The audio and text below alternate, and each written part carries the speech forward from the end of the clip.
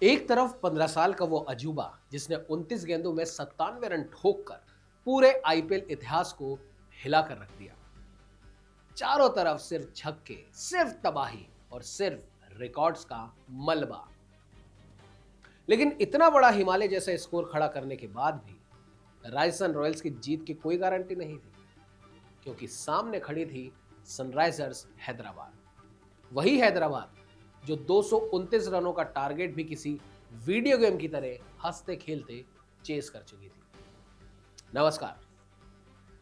आज बात उस स्पीड मॉन्स्टर की जिसने चिन्ना स्वामी के मैदान पर सिर्फ गेंद नहीं फेंकी, बल्कि 150 किलोमीटर प्रति घंटे की रफ्तार से वो बारूद बरसाया जिसने पावर प्ले खत्म होने से पहले एसआरएच के घमंड को नेस्तनाबूद कर दिया।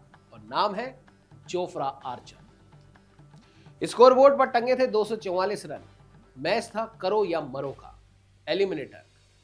पिच ऐसी जहां गेंदबाजों की मौत और बल्लेबाजों की ऐश तय थी, और सामने एसआरएच का वो खूंखार टॉप ऑर्डर जो किसी भी बॉलिंग अटैक की धज्जियां उड़ाने के लिए बदनाम है। फैंस को लग रहा था कि आज फिर से एक रन फेस्ट दिखेगा, क्योंकि पिछली बार इसी हैदराबाद ने राजस्थान के खिलाफ 229 रन चेस करके दिखाए थे।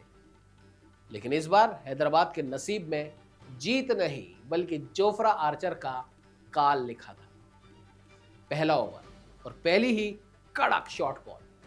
आर्चर ने अपनी एक्स्ट्रा पेस और बाउंस से अभिषेक शर्मा को ऐसा सरप्राइज किया कि गेंद सीधे कीपर के दस्तानों में समा गई और अभिषेक आउट। और आर्चर का वो साइलेंट किलर सेलिब्रेशन चीख चीख के कह रहा था कि बेटा ये तो सिर्फ ट्रेलर है, असली तबाही तो अभी बाकी है। खैर, अभिषेक के जाते ही क्रीज पर आए ट्रेविस हेड, लेकिन इसके बाद आर्चर ने जो गेंद डाली उसने सीधे 2019 के वर्ल्ड कप वाले पीक आर्चर की याद दिला दी। रफ्तार 150.4 किलोमीटर पर आवर, टप्पा बिल्कुल परफेक्ट लेंथ, और इससे पहले कि हेड का बल्ला नीचे आता गेंद सीधे ऑफ स्टंप के परखच्चे उड़ाते हुए बाउंड्री पर जा गिरी। स्टंप इतनी दूर जाकर गिरा कि पूरा स्टेडियम सन्न रह गया और ट्रेविस हेड बस देखते रह गए। और दुनिया भी समझ गई कि आज आर्चर को रोकना नामुमकिन है। हालांकि इसके बाद ईशान किशन ने आते ही काउंटर अटैक किया। सिर्फ 8 गेंदों में 32 रन बनाए। किसी भी आम गेंदबाज का कॉन्फिडेंस वही दम तोड़ देता, लेकिन बॉस सामने जोफ्रा आर्चर थे। उन्होंने ना पेस कम की और ना ही लेंथ बदली, और फिर 150 की रफ्तार वाली एक और क्रूर जानलेवा गेंद, ईशान का शॉट मिस टाइम हुआ और हवा में तैरता हुआ सीधा कैच। खल्लास। हैदराबाद के टॉप 3 बल्लेबाज पावर प्ले में ही पवेलियन लौट चुके थे। हैदराबाद की असली ताकत उनका यही टॉप ऑर्डर है, अभिषेक, हेड और किशन। और अगर ये तीनों पावर प्ले सरवाइव कर जाते तो हो सकता था कि 244 का ये स्कोर भी छोटा पड़ जाता। लेकिन आर्चर ने अकेले अपने 3 ओवर्स के स्पेल में पूरे चेस की रीढ़ की हड्डी तोड़ दी। यही फर्क होता है एक आम बॉलर और एक वर्ल्ड क्लास मैच विनर में। आप जानते सबसे खास बात क्या थी? जहां बाकी बॉलर्स रन बचाने के लिए डिफेंसिव हो रहे थे, वहां आर्चर सिर्फ और सिर्फ विकेट चटकाने के इरादे से दौड़ रहे थे। उन्होंने खुद मैच के बाद कहा, अच्छी गेंदें भी बाउंड्री जा सकती हैं और खराब भी, बस विकेट लेने के बारे में सोचो। यानी प्रेशर से डरने के बजाय उन्होंने सीधे अटैक किया।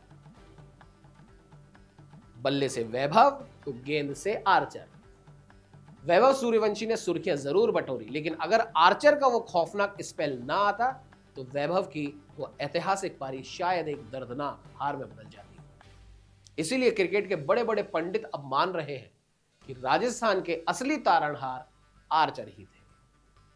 बहरहाल, back to back must win matches और दोनों में जोफ्रा आर्चर का ब्लॉकबस्टर शो।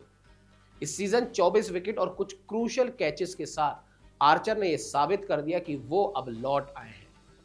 और अब राजस्थान रॉयल्स अपने दूसरे आईपीएल खिताब की ट्रॉफी से सिर्फ 2 कदम दूर खड़ी है, क्योंकि इतिहास गवाह है, कुछ खिलाड़ी सिर्फ रिकॉर्ड बुक्स के लिए खेलते हैं, लेकिन कुछ खिलाड़ी नॉकआउट मैचों में अपने टीम की तकदीर बदल देते हैं।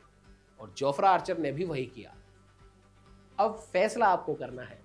कमेंट बॉक्स में अपनी राय बतानी है और यह बताना है कि राजस्थान की ऐतिहासिक जीत का असली सुल्तान कौन है?